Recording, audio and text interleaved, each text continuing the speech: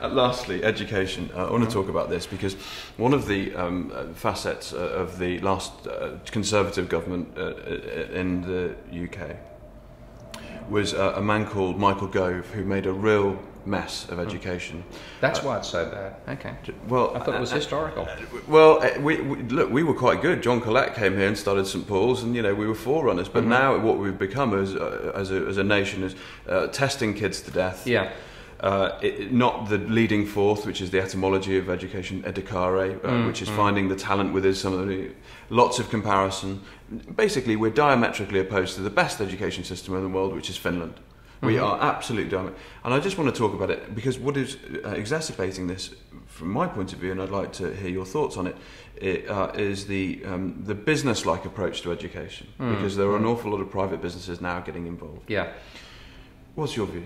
Like I find the focus on process in the education system here ludicrous, because you're so busy making sure you tick all the boxes in the process that's involved in assessing higher education, whether your module's well designed, whether your marks are correct, etc., etc.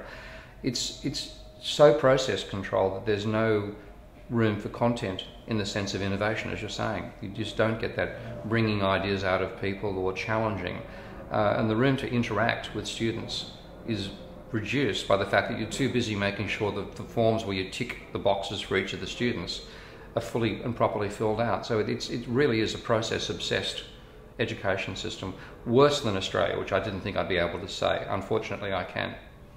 Really? Yeah, there's more even though there's an enormous amount of bureaucracy in the Australian system, and the Australian higher education has been described as the government department is on I think it's called the Molongo River, and they talk about it being Stalingrad on the Molongo when it comes to how your education is controlled by the bureaucrats in Canberra. It's far worse here. The level of process obsession here is far greater, and the amount of money that gets through to the actual teaching level versus the monitoring is trivial. It's about half what we get in Australia, what I used to get in Australia. So it's difficult, and consequently what you've got is staff who are being underpaid, overworked and over-monitored. And a massive bureaucracy. And a massive bureaucracy, which if you could eliminate the bureaucracy and get the funds through to the coalface, you'd improve education dramatically. But that involves reversing this whole obsession on testing and monitoring and checking.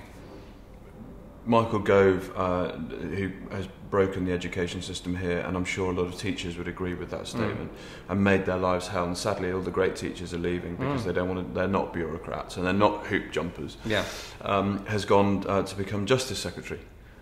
Oh, that's great. We need more people in prisons. For a private prison system. Yeah, yeah. More rent seeking. Oh God! What a brilliant way to run an economy. Yeah, it's crazy. I mean, innovation is any society which is successful has got a strong focus on innovation rather than checking and monitoring.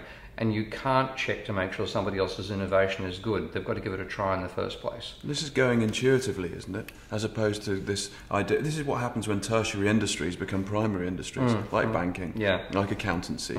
These people should be in the background counting the money. The entrepreneur should be out there doing things. Yeah, yeah, and that's the great strength of capitalism is entrepreneurial behaviour, and you've got a party in control which talks about that, but their attitude towards education in particular is we don't trust those lefty bastards in schools and universities, so we've got to check and make sure they're the right thing.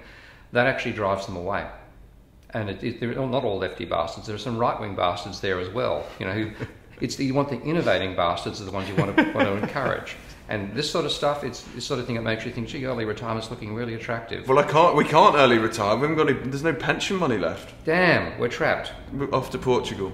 Maybe, yeah. Steve, thank you very much. It's always a pleasure. It's great to have you, and thanks for all your time. You're welcome. That's it for Renegade Inc. this week. We'll see you again shortly. Bye.